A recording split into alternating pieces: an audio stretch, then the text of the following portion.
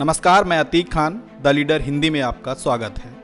बिहार में हर साल बाढ़ अपना कहर बरपाती है। मानसून दस्तक दे चुका है और बारिश के साथ ही पटना शहर से लेकर गांव देहात तक के इलाके जलमग्न नजर आने लगे हैं। शनिवार को बारिश से पटना का ये हाल हो गया कि विधानमंडल और उप मुख्यमंत्री रेणु देवी के सरकारी आवास का इलाका जलमग्न हो गया। एक दिन पहले ही बिहार के नेता प्रतिपक्ष तेजस्वी यादव ने वैशाली जिले के राघोपुर प्रखंड का दौरा किया, जो कि बाढ़ प्रभावित इलाका है।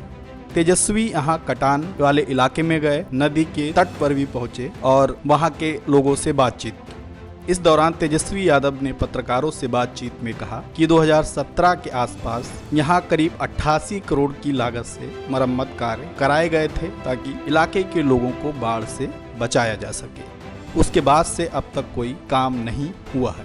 उन्होंने नीतीश कुमार सरकार पर यह आरोप भी लगाया कि वो विपक्ष के विधायकों के इलाकों में डेवलपमेंट के कार्य नहीं करा रहे हैं। तेजस्वी यादव ने कहा, नीतीश सरकार ने जानबूझकर राघोपुर जैसे विपक्ष के विधायकों वाले विधानसभाओं के साथ सौतेले व्यवहार का काम किया है। यहाँ काम धीमा कर दिया जाता है, स्वीकृति तो दी जाती है लेकिन फंड रिलीज नहीं करते।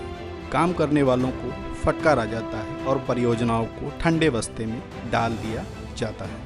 उन्होंने कहा, सत्ता शासित विधानसभाओं में भी स्थिति कोई बहुत अच्छी नहीं है, क्योंकि निकम्मी और अयोग्य सरकार अपनी नाकाबिलियत से भ्रष्टाचार और अवैध कमाई कैसे करेगी। आरजेडी ने ये आरोप लगाए हैं। ऊपर से स्वीकृति रोक दी जाती है, जो भी बेचारे इंजीनियर साहब जो प्रपोजल जो बनाते होंगे ऊपर कैंसिल कर दिया जाता है। ये तो अपना जिम्मेदारी निभा ही रहे। आखिर सवाल ये पैदा होता है, जब 2017 के जनवरी में हम लोगों ने, जब हम डिप्टी सीएम थे, तब यहाँ के लिए हम लोगों ने रकम जो है अलग अलग विभिन्न पंचायत में जहाँ जहाँ कटाव था, तकरीबन 60 से 800 करोड़ रुपए का हम लोगों ने कैबिनेट से पास कराया, जो कि कार्य संपन्न 2018 में हो गया था। अब 18 से 21 3 साल में जब आपको पता है ये समस्या हमेशा रहती है यहाँ की। अरे भैया मुंह ढक गया पूरा। काम जो है पूरा नहीं किया गया। और 16-17 में भी इसलिए हुआ क्योंकि हम लोग सरकार में थे, उससे पहले भी कोई काम नहीं होता था। बिहार में हर साल बाढ़ आती है और भारी पैमाने पर कटान होता है।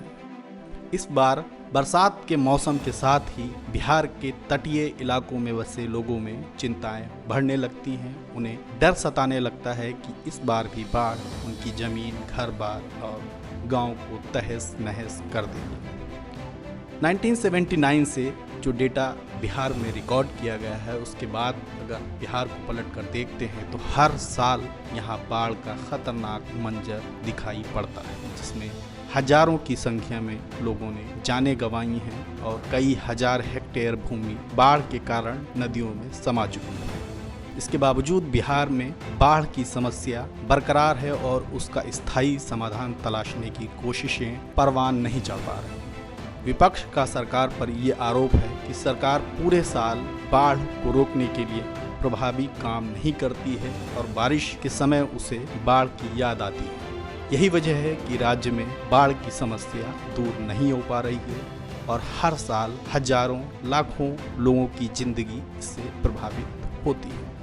तेजस्वी यादव ने यह भी कहा कि उन्होंने विधानसभा में ये सवाल पूछा है कि बाढ़ को लेकर सरकार ने कौन से कदम उठाए हैं, उनकी जानकारी दी जाए।